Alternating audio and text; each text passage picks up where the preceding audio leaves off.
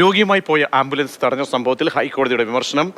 ആംബുലൻസിന് പോലും വഴി കൊടുക്കാത്തവർ ഉണ്ട്. വാഹനങ്ങളിൽ രൂപമാറ്റം വരുത്തുന്നതുമായി ബന്ധപ്പെട്ട കേസ് പരിഗണിക്കുകയാണ് വിമർശനം വരുന്നത്. ബിനിലുണ്ട് വിവരങ്ങൾ നൽകാൻ. ബിനിൽ, ഏത് സാഹചര്യത്തിലാണ് കോടതിക്ക് ഇങ്ങനെ പറയേണ്ടി വരുന്നത്? ഏത് സംഭവത്തെക്കുറിച്ചാണ് കോടതി ഇങ്ങനെ ഒരു മുന്നറിയിപ്പ് കൂടി നൽകുന്നത്?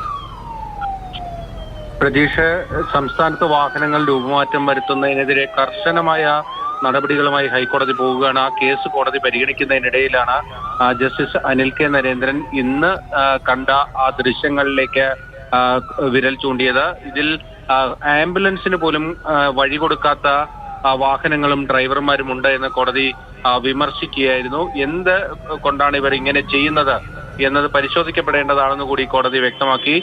ഇന്നാണ് രോഗിയുമായി പോയ ആംബുലൻസിന് മറ്റൊരു വാഹനം തടഞ്ഞിട്ടിരിക്കുന്ന ദൃശ്യങ്ങൾ പുറത്തു വന്നത്.